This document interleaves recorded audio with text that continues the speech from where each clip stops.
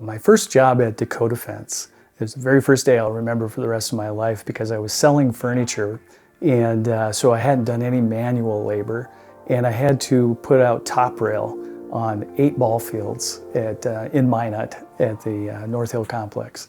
And I'll remember it because I could not work, I could not move the next day. Hi, my name is Mylan Sand.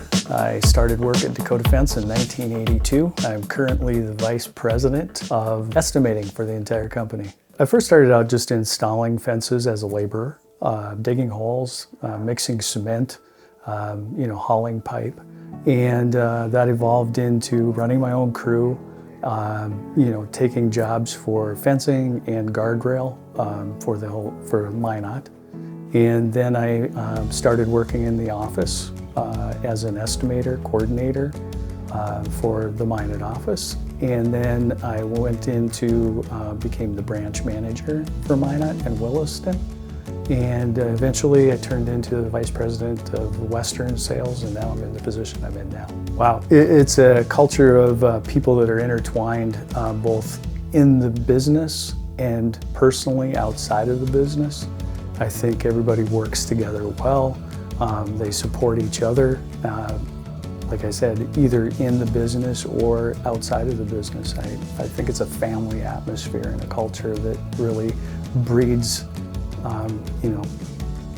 togetherness. Getting to meet the people, whether it's coworkers that I work with or customers that I deal with on a one-to-one basis. I mean, everybody is so different. I mean, it's the same job every day, right? I sell fences. But I get to meet people and enjoy the company of people, and I think that's probably one thing that I really enjoy about the job. I think the impact of Dakota Fence on the Minot community and the Minot community's impact on Dakota Fence have been side by side. We've all grown together. Whether it's our employees working with the United Way, food pantries, churches, service groups, whatever, we continue to give back to the community. The community gives back to us, and we become a stronger whole as a community. Looking for a career at the Minot Dakota Fence has been a great thing for me, and I think it'd be great for the next person that comes in, the next generation of people to come into to the community of Minot and to Dakota Fence Minot. I think we all work together and we've grown together, and the company is just a stellar company to work with, and we take care of each other, and it's been great. Like I should put everything in bold and capital letters in an email that's an accomplishment.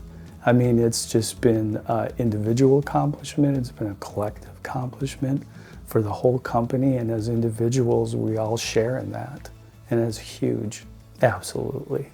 Absolutely would choose. If I had to go back in time, I would choose this job unknowingly, right? That this was probably the best decision that I ever made.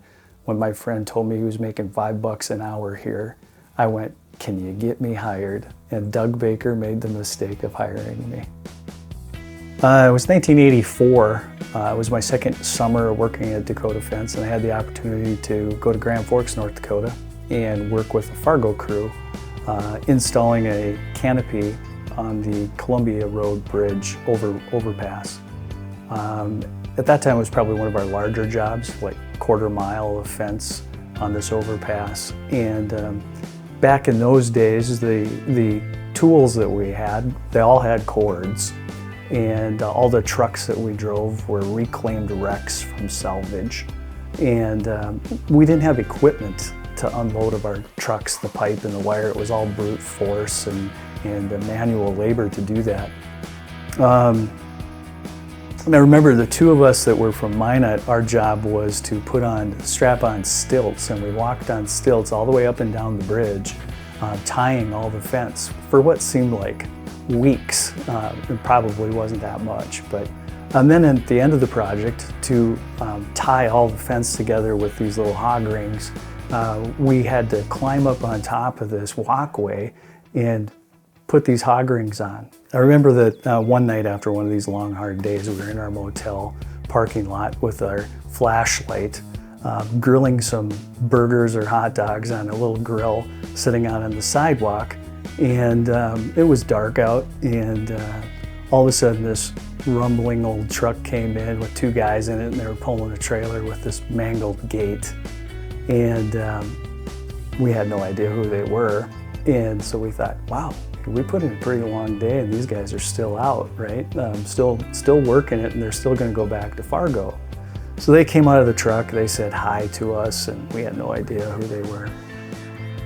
And they went in to talk to our foreman. And a few minutes later, they came out, they got in their truck, rumbled off with this mangled gate behind them.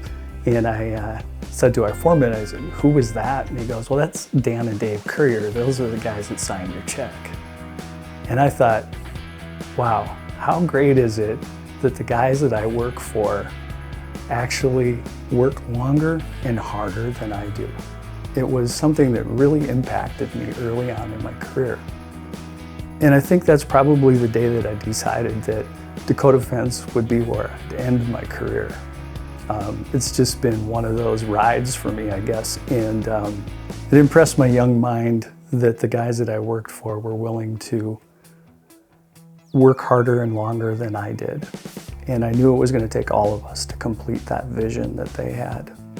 So during my 40 years of career here at Dakota Fence,